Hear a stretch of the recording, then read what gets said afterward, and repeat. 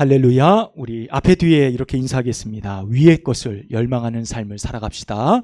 위의 것을 열망하는 삶을 살아갑시다. 아멘.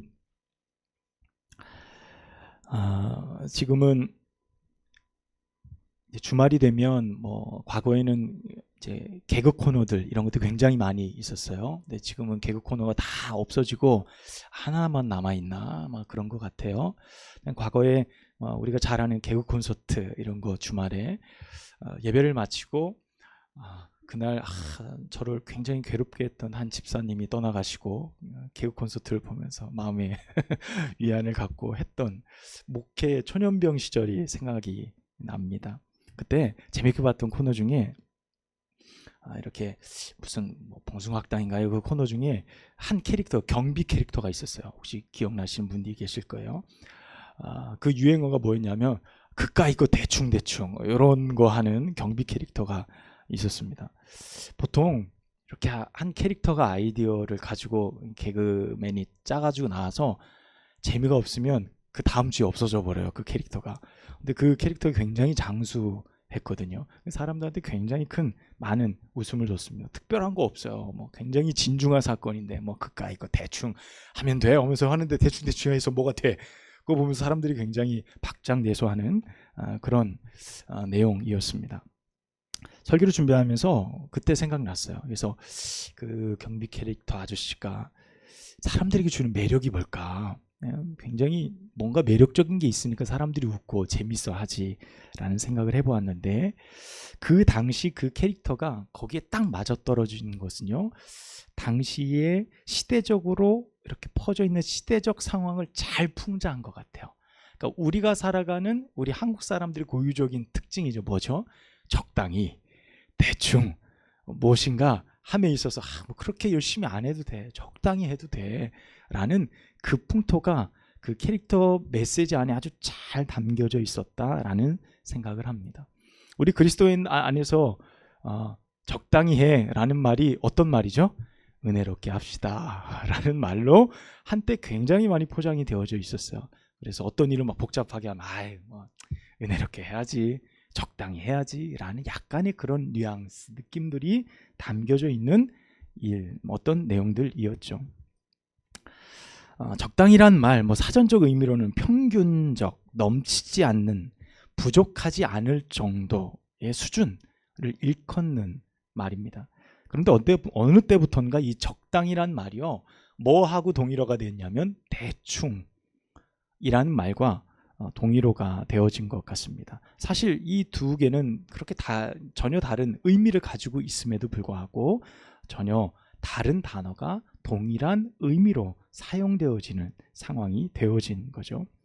그래서 정도를 지키는 것보다, 힘들게 바른 길을 가는 것보다, 힘들게 그렇게 열심히 사는 것보다 적당히 편법도 좀 쓰고, 적당히 회사에서 농땡이도 좀 칠 줄 알고, 적당히 거짓말 좀 할 줄 알아야 성공한다 라는 말입니다. 오래전부터 세상에서의 성공하는 법, 물론 정도를 걸어야 되겠지만 정도 안에서도 너희들이 적당한 방법들을 선택해야 된다, 나름의 면죄부와 같은 의미, 우리가 살아가는 이 사회의 어떤 습성과도 같은 내용들일 거라 생각이 되어집니다. 오늘 우리가 읽은 골로새서의 말씀, 골로새 지역에 있는 교회들을 향한 바울의 편지에 대한 내용을 우리가 읽었습니다. 그러니까 바울이 그 골로새의 상황을 보고 에바브로디도라는 믿음직한 사람을 그 교회에 보내서 그 교회의 상황이 어떤지, 이 더굴에 있는 한마음 교회에 믿음직한 사람을 보내서 성도들이 서로 갈등하고 있진 않은지, 성도들이 믿음의 삶을 잘 살아가는지, 일주일의 삶 동안 세상 가운데서 어떤 생각과 관점으로 적당히, 대충 혹은 믿음으로 정도를 걷고 있는지, 그거를 살펴보고 오너라 라고 그의 편에 보내게 되죠. 그리고 나서 에바브로디도가 그것을 보고 바울에게 서신을 쓰는 거예요. 그것이 오늘 본문에 나와 있는 내용입니다. 골로새란 지역은 소아시아 지역에 포함되어져 있는 동네로, 에베소에서 내륙으로 약 160km쯤 들어가 있는 지역입니다. 동쪽에 있는 지역이죠. 소아시아에서 수리아 지역으로 넘어가는 지역으로 그 도로를 관통하며 지나가기 때문에 이 골로새는 동서교통의 무역로였습니다. 우리가 성경에서 다양한 지명들을 볼 때 보통 지금 튀르키예에 있는 지역의 소아시아 지역에 있는 교회들을 보면 이 교통의 무역과 관련되어진 동네가 굉장히 많아요. 그래서 그 당시에 실크로드 이후로 많은 무역이 왕래하던 지역 가운데 교회들이 굉장히 많이 있었던 것을 볼 수 있게 되어집니다. 그러니까 자연히 무역이 많아지면 인구와 다양한 인종들이 그곳에 머물거나 혹은 거기에서 어떤 교류들을 하게 되어져 있습니다. 사람이 모여지고 다른 나라의 인종들이 모아지면 그 나라의 철학이나 사상이나 종교나 생활의 습관들이 그 지역에 혼재되어져요. 그래서 이게 혼합되어진 양상으로 그 도시의 또 다른 색깔을 만들어내게 되어집니다. 그곳에 골로새 교회가 세워진 거예요. 그곳에. 그런데 당시에 이 골로새 안에는요, 많은 사상들이 있고 종교적 생각들이 있었는데 그 중에 이 골로새 지역에 가장 팽배했던 사상이 이단 사상이 있었습니다.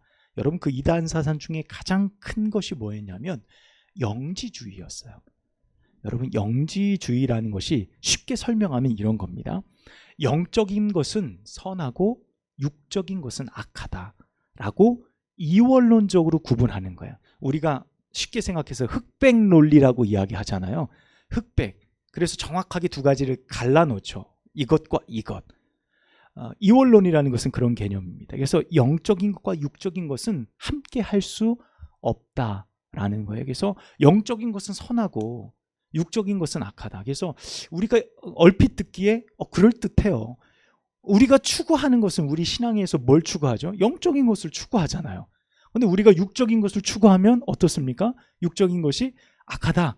이렇게 우리도 생각해요. 그래서 당시에 이 영지주의에 굉장히 많은 사람들이 매료되어지고 그것에 빠져서 그렇게 어떤 종교적 사상을 가졌던 시대이기도 했습니다.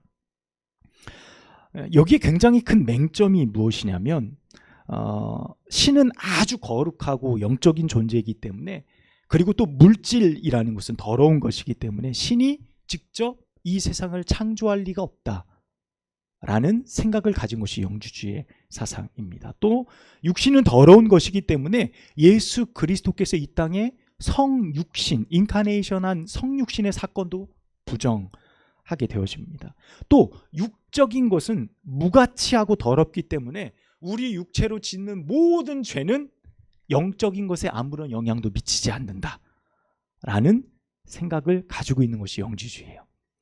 여러분, 우리 기독교의 어떤 교리적인 내용으로 보면, 여러분이 알고 있는 상식으로 보면 어떻습니까? 받아들이기 쉬운 말인가요? 쉽지 않은 것들이죠. 그러니까 완전히 배척되어지는, 완전히 이단 사상인 거예요. 그런데 이 사상이 그 골로새 지역 안에 굉장히 팽배했다는 거예요. 그러니까 이 영향을 누가 받았을까요? 골로새에 있는 교인들이 받게 되어졌을 겁니다. 자, 세상에 이런 이단적인 사상으로 혼란에 빠져 있는 그들의 삶, 어떻게 보면 삶에 극단적으로 치우치는 많은 일들이 막 벌어지기 시작합니다. 육체의 더러움을 버리기 위해 극단적인 어떤 금욕적인 삶을 살아가는 사람들이 생기는가 하면, 육체의 삶은 어차피 더러우니까 적당히 죄 짓고 적당히 남도 좀 속이고 적당히 육체가 원하는 대로 살면 되지 뭐, 우리의 영만 깨끗하면 되는 거 아니야?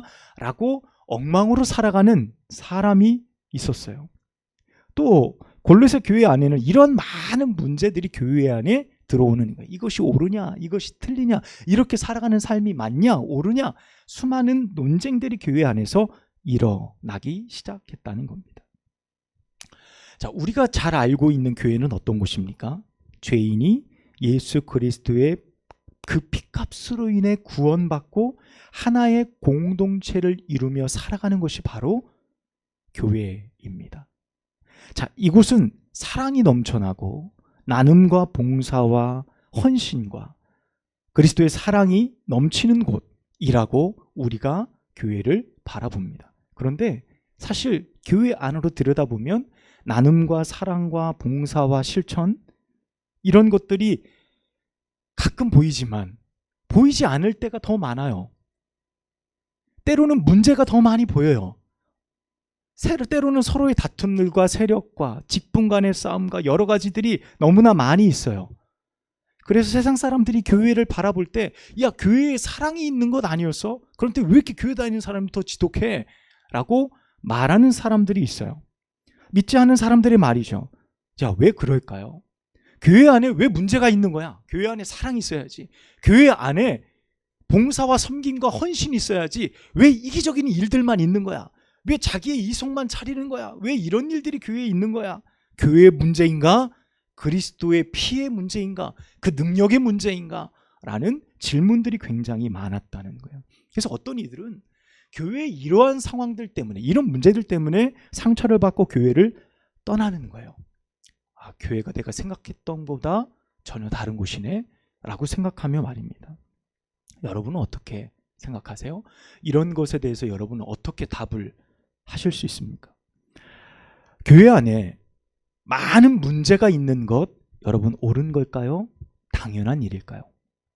여러분, 저는 여러분에게 이렇게 말씀을 드립니다. 교회 안에 많은 문제가 있는 것은요, 어쩌면 당연한 일입니다.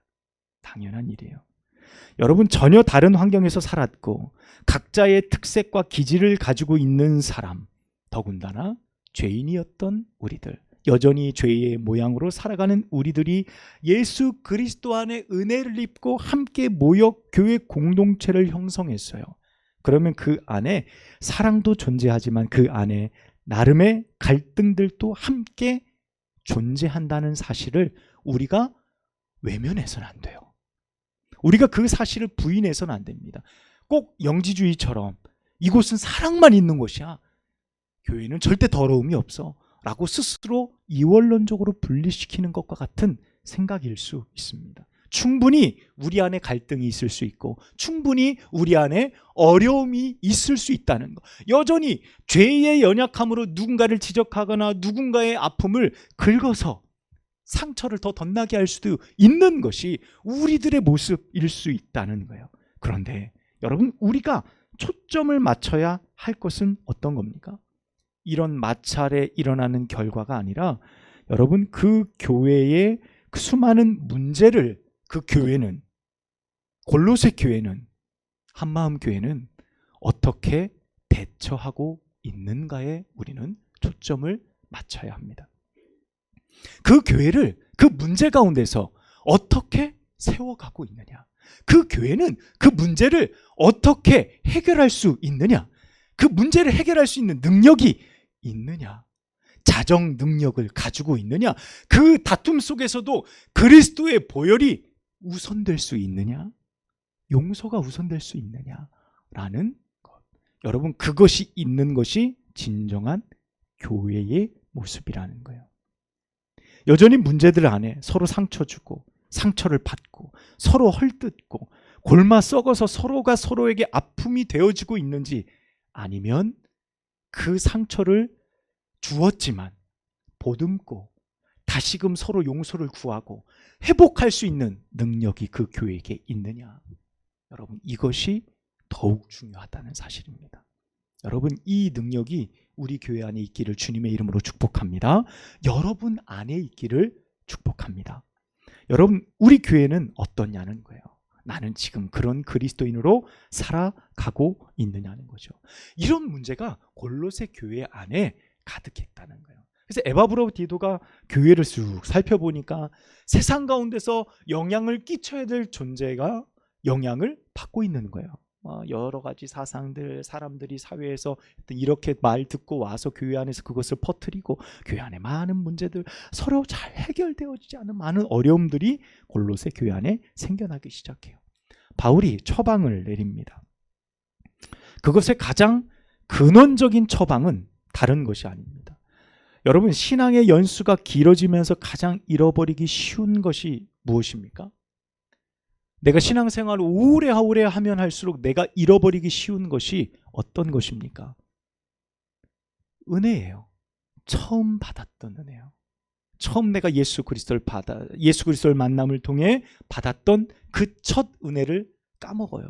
물론 저는 첫 은혜가 우리의 신앙에 있어서 반드시 계속 지속돼야 된다고 생각하지 않아요. 여러분, 이 말이 어떤 겁니까? 첫 은혜는 우리를 시작하는 시작점이 되지만 첫 은혜는 아직 설익었어요. 우리의 은혜는 그것을 통해 더욱 성숙해져 가야 돼요. 그런데 첫 은혜조차 다 까먹으며 신앙생활하는 사람들이 너무나도 많다는 거죠. 여러분, 결혼 생활이 지겨워지기 시작했어요. 여러분, 무엇이 식어진 거예요? 첫사랑이 식어진 거죠. 처음에 그 약속들이 식어져 간다는 반증이에요. 그러니까 사도 바울이 교회를 볼 때 이 골로새 교회를 이렇게 들여다보니까 많은 문제들로 들끓고 있는데 성도들 안에 해결할 수 있는 자정 능력이 없는 거예요. 이거를 스스로 서로 해결할 수 있는 능력이 부재되어져 있는 거죠. 그래서 편지를 통해 그들에게 방법을 제시합니다. 여러분, 그 방법이 어떤 거냐면 첫 은혜, 그리고 그들이 살아갈 수 있는 관점을 제시해 줍니다. 그 관점이 바로 오늘 말씀의 제목이에요. 땅의 것을 생각하지 말고 어디 것을요? 위의 것을 생각하라. 할렐루야. 위의 것을 열망하며 살아가라. 너희는 이 땅의 것에 관심이 있어 살아가는 존재들이 아니라는 것을 다시금 그들의 삶의 관점을 바꾸어 놓는 말씀이라는 것입니다. 여러분, 골로새서 우리 말씀 한번 보도록 하겠습니다. 1절에서 3절까지 말씀 우리 함께 읽어볼게요. 시작. 그러므로 너희가 그리스도와 함께 다시 살리심을 받았으면 위의 것을 찾으라. 거기는 그리스도께서 하나님 우편에 앉아 계시느니라. 위의 것을 생각하고 땅의 것을 생각하지 말라. 이는 너희가 죽었고 너희 생명이 그리스도와 함께 하나님 안에 감추어졌음이라. 아멘. 여러분, 신앙에 있어서 가장 근본적인 것을 다시금 상기시키는 것, 골로새 교회에 퍼져 있던 악한 이단 사상과 사람들이 살아가는 삶의 방식과 패턴, 이 모든 것들을 바울이 바라보고 나서 그들에게 편지하는 거예요. 여러분, 우리가 신앙생활하면서 신앙에 빨간불이 들어올 때가 있어요. 항상 은혜로우면 좋겠지만 때로는 시험에 빠집니다. 때로는 누군가에 의해서 상처를 받습니다. 때로는 내 자신이 너무 못나 보여서 내 자신에게 실망해서 내 신앙의 어려움을 겪을 때도 있어요. 육체가 너무 힘들고 어려워서 때로는 어려움을 겪을 때도 있습니다. 여러분, 우리가 다시 회복해야 될 것은 다른 것이 아니에요. 은혜를 바라보는 거예요. 이 땅의 것이 아니라 위의 것을 바라볼 수 있는, 다시 눈을 들어서 그래, 그곳이 있었지. 내가 잠시 잊고 지냈던 그 하나님의 나라, 내가 그것이 너무 귀하다고 내 삶을 그곳에 다 내어 던지겠습니다. 내가 주님과 같이 살겠습니다라고 고백했던 그때의 고백을 내가 다 잃어버렸던 것, 내가 다시금 눈을 들어 위의 것을 바라볼 수 있다면 여러분, 우리의 신앙과 우리의 삶은 다시금 회복되어질 줄로 믿습니다. 처음 신앙생활을 시작하면서 꼭 한 번은 생각하는 것이 있어요. 여러분, 예수 믿으면 모든 게 잘 바뀔 줄 알았어요. 예수 믿으면 저 인간이 변하겠지, 저 사람이 변하겠지. 특별히 변한 것 없어 보이는 거죠. 예수 믿었는데 특별히 바뀌지 않은 것 같아요. 물론 외형적으로 변할 수 있어요. 인상 팍팍 쓰던 사람들이 교회에 오니까 차분해졌어. 얼굴에 미소가 띄어요. 여러 가지로 내 삶에 변화들이 있는 것 같아요. 변해져 가는 것 같아요. 처음에는 그런 모습들이 보여요. 그런데 우리가 상상했던 놀라운 간증의 역사는 그렇게까지는 안 일어나는 것 같아요. 그래서 예수 믿으면 변화된다는 이것이 맞을까라는 생각을 합니다. 근데 여러분, 우리가 항상 기억해야 되는 것은 우리의 신앙은 평생을 걸쳐 성장 지향성 삶을 살아가는 존재들이에요. 우리는 오늘 또 자라납니다. 할렐루야. 우리는 오늘 또 성장하는 거예요. 우리는 오늘 또 변해가는 겁니다. 더디지만 자라나가고 있음을 압니다.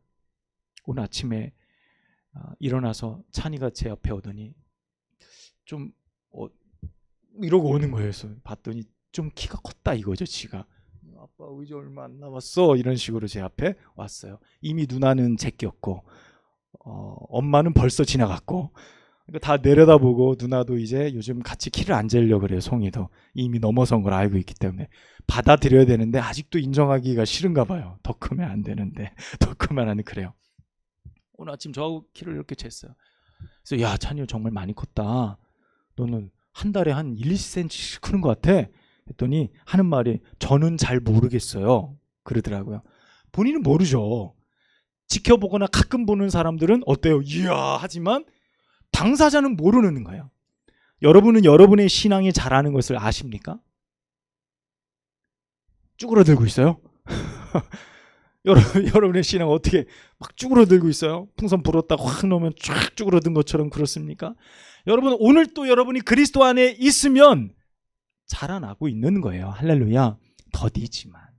더디지만 방울토마토 하나 빨간 거 들고 나오는 거죠. 열심히 키웠더니 그거 하나 겨우 자랐어. 그래도 자라나고 있는 거예요. 더디지만. 여러분 우리의 삶에 하나님께서 이와 같은 환경을 허락하여 주시는 거예요. 이런 삶이 지속하려면 우리가 하나님 앞에서 우리의 믿음이 건강해야 돼요. 우리의 삶과 생각과 방향과 행동이 건강해야 됩니다. 여러분 작은 일에 실망하지 않기를 축복합니다. 사소한 것에 목숨 걸지 마십시오. 성도를 서로 미워하고 가족들 안에 서로 반목하고 내 말이 관철되기 위해서 상대방의 말을 막 무시하고 듣지도 않고 여러분 그러하지 마십시오. 여러분 작은 것 포기하고 진리가 아닌 이상 양보하고 내어주고 인정하고 이게 이래 아유 뭐 그럴 수 있지 뭐 이게 이래 그래 그럴 수 있어. 여러분 그런 마음으로 내가 하나님 앞에 살아가게 되어지는 거예요. 그러면서 우리는 오늘 또 자라납니다. 오늘 또 세워져 가는 거예요. 오늘 또 저 위의 것을 바라보며 그 은혜에 편승해서 그 은혜에 힘입어서 오늘 우리는 살아가는 것입니다. 어떤 공부 못하는 학생이 과거에 그런 방법이 굉장히 큰 이슈가 된 적이 있어요. 어떤 학생이 잠잘 때 카세트 테이프를 옆에다 틀어놓고 잠을 잤더니 밤새 카세트 테이프가 내 귀에 쫑알쫑알 하니까 아침에 시험 보러 갈 때 다 생각이 났다는 거예요. 근데 공부 못하는 이 학생이 획기적이다. 그래서 그날 테이프를 딱 틀어놓고 이제 시험 문제를 착 녹음해놓은 테이프를 가지고 옆에 틀어놓고 잠을 잤어요. 밤새 그냥 테이프가 과거에 뭐가 있었어요? 오토 리버스가 있었잖아요. 다시 왔다 갔다 재생 막 찰컥 하면서 랄랄랄라 하면서 막 이야기를 해주는 거예요. 그러면서 아침에 딱 일어났는데 밤새 뭔가 얘기한 것 같아. 누구하고 날 새면서 뭔가 공부한 것 같아. 그리고 시험장이 딱 갔는데 너무 깊은 잠에 빠져든 거예요. 밤새 쫑알쫑알한 걸 하나도 기억이 안 나고 다 까먹은 겁니다. 그렇게 되어졌어요. 뭔가 되어질 줄 알았는데 아무것도 되어지지 않은 거죠. 비슷한 방법으로요. 예전에 어떤 집사님이 내가 밤에 잘 때 성경책을 베고 잤더니 하나님 말씀이 내 머릿속에 쏙쏙 들어왔다고. 한때 그런 유행도 있었어요. 그래서 성경책을 베고 자는데 이런 말씀을 펴서 읽어야지 베고 잔다고 그게 들어옵니까? 그런 어떤 정말 재밌는 시도들이 굉장히 많이 있었어요. 여러분 우리가 정말 하나님 보시기에 그리스도인다운 삶을 살아가기 원한다면요 대가를 지불할 줄 알아야 돼요. 내 삶의 대가를 지불해야 돼요. 공부도 밤새 코피나면서 해봐야 돼요. 시간과 열정을 쏟아야지 결과도 내게 일어나는 겁니다. 하나님은 우리가 살아가는 이 세상의 이치를 뛰어넘어서 세상의 어떤 결과들을 뛰어넘어서 우리에게 특별한 일들을 마구마구 일으켜주기를 하나님은 그렇게 기뻐하지 않으세요. 우리는 세상의 이치 안에 하나님의 도우심을 구하며 성실하게 살아가는 것, 하나님은 우리의 삶에 그것을 기뻐하시는 거예요.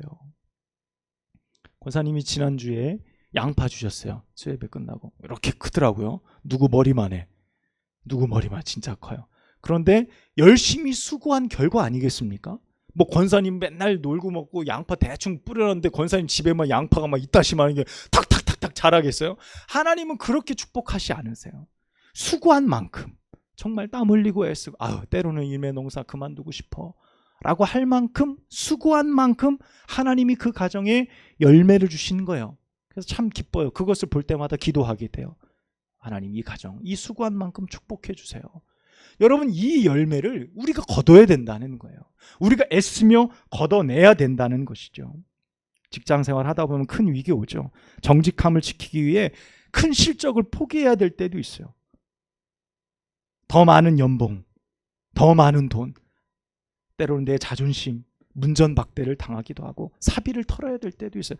여러분, 우리가 정도를 걸으며 믿음으로 살아가고 그리스도인으로 살아가는 세상의 길이 쉽지 않다는 거예요. 때로는 세상 사람들에게 우리를 바라볼 때, 야, 저 바보같이 산다, 바보나 다름없다 라는 말을 들을지언정 우리는 위의 것을 바라보고 하나님의 은혜를 바라보며 그리스도인다운 삶을 살아가기 위해 오늘도 애쓰고 힘쓰는 것입니다.